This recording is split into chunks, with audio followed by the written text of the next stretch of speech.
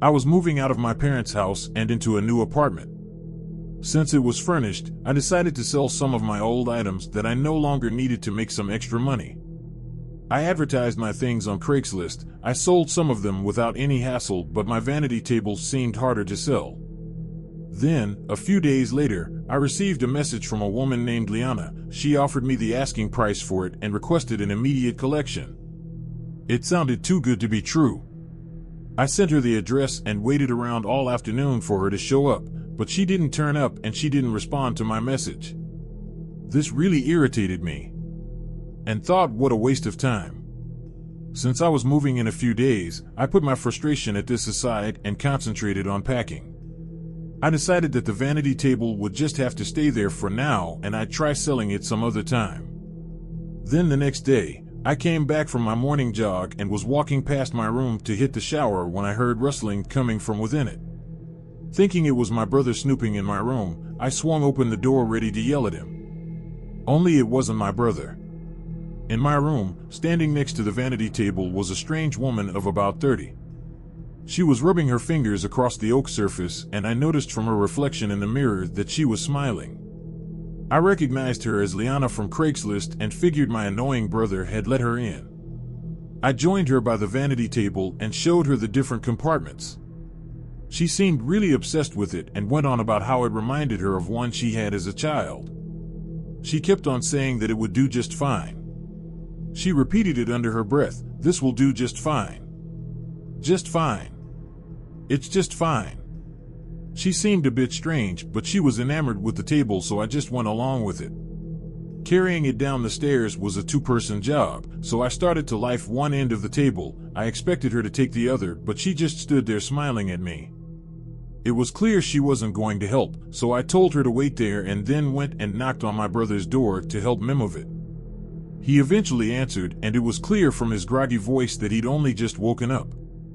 I called him lazy for going back to bed after he let the Craigslist woman in, and I swear, his eyes widened in confusion.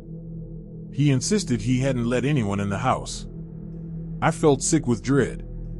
I'd left the front door unlocked when I went for my run, so Liana must have let herself in and crept around the house until she found the vanity table. Feeling anxious, I made my brother walk with me over to my room to make this weird woman leave. As we walked across the corridor, I heard this strange scratching sound coming from my room. Then suddenly my bedroom door swung open and that woman hurried out of it. My brother started yelling at her to get out of the house, but she didn't seem fazed by this.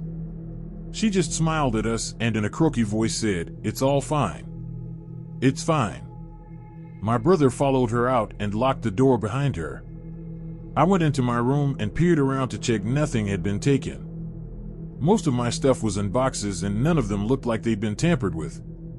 Then I went over to check the vanity table and gasped when I saw it.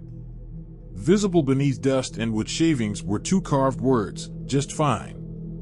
I screamed after seeing it and my brother ran over to help me calm down. The whole ordeal shook me up.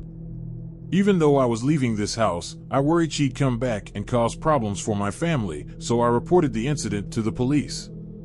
She'd used a fake name and profile, so there wasn't much they could do about it. Knowing she's still out there means I can never truly switch off. There's always a nagging worry in the back of my head that she might show up again.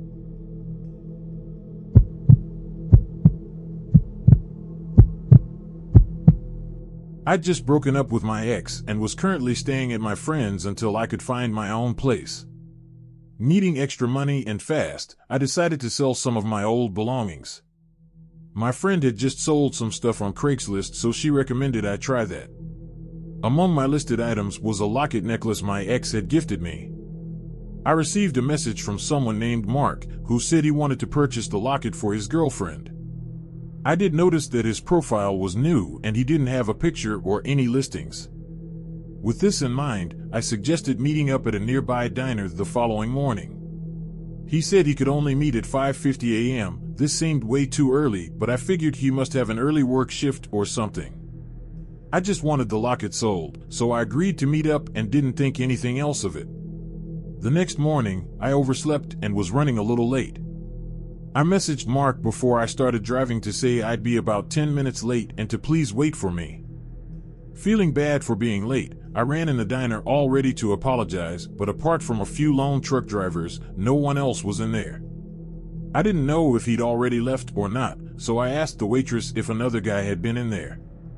She said the only other person she'd seen within the hour was a woman in a green jacket who used the restroom but hadn't ordered anything. I ordered a coffee to go and messaged Mark asking him if he was coming or not.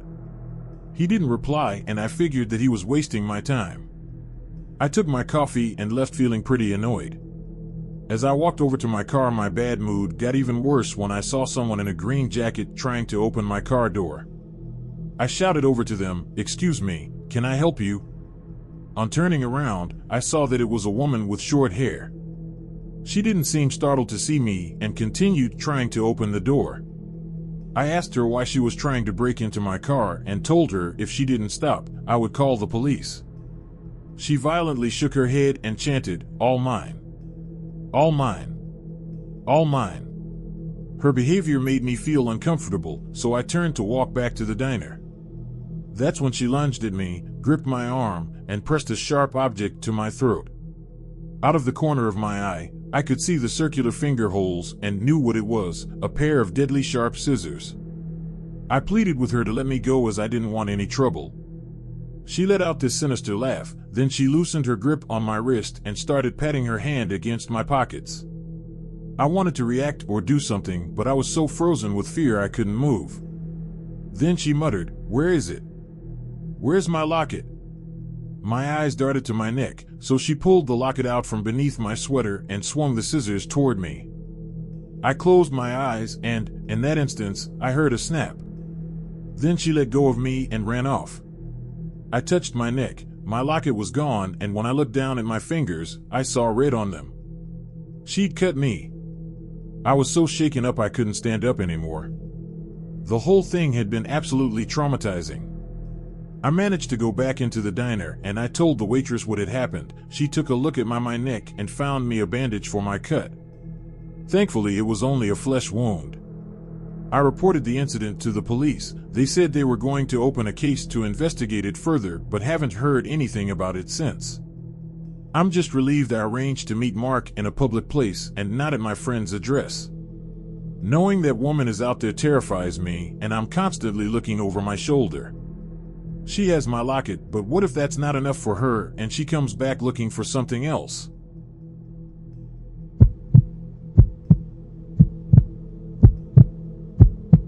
My rusty old Buick had finally broken down, so, in urgent need of a new ride but short on money, I checked Craigslist for a possible deal. I found a listing for a 5-year-old used pickup truck. It had some minor scratches on the outside and a dented bumper, but for the price, it seemed like a good deal. I messaged the seller, a man named Sid Anders, and let him know I was interested in his ad. He replied fairly quickly and seemed friendly. He said he worked at a factory on the outskirts of town and asked me if I could go meet him there. This was kinda inconvenient, but I was desperate to solve my vehicle situation, so I agreed to meet him there at 6:30 p.m. the next day. I got off at the bus stop closest to the factory and then made the 10-minute walk there. The first thing I noticed was how deserted the factory parking lot was. I figured this was because of it being closing time, so didn't think much more of this. Among the few vehicles that were there, I couldn't spot the pickup truck. I even walked around the parking lot to make sure I hadn't missed it, but nope, it was definitely not there.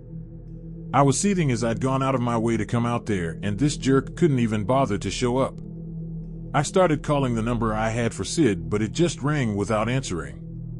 I waited around, but I felt awkward just standing there. Giving up, I walked back to the bus stop, furious with myself for believing him. I wasn't far from the bus stop when I heard a vehicle coming toward me. I looked up and that's when I saw the pickup truck. It was unmistakably the one from the picture. It had the dent on the bumper. I flagged it down and went to the driver's window. An elderly man was driving it. He was not the same man from his profile picture. He rolled down the window down and stared at me without saying a word. I explained how I was there to look at the pickup truck and how I'd left the parking lot since he was late. Again, he didn't say a word and just kept on gazing at me without saying a word. I asked him if I could look at the pickup truck, but he suddenly rolled up the window up with such force it caused me to jump back. I stood there confused as I watched him drive off. That was definitely the same pickup truck. I checked the ad and the license plates matched. I figured this old guy was just cautious or something, so I messaged Sid, presuming that he was the old man's son or nephew, and confirmed that I was currently waiting at the bus stop. He didn't reply, and no way was I walking back to the parking lot again, so I admitted defeat and continued waiting for the bus. Several minutes later, I saw that same pickup truck driving past me. I didn't bother waving him down this time and just gritted my teeth. But then that man slammed on the brakes, reversed past the bus stop, and just stopped there, his gaze on me again. He didn't quit looking at me as he started revving the engine. I didn't know what he wanted from me, but this was really creeping me out. Then he flashed me this creepy smile and jerked the truck forward.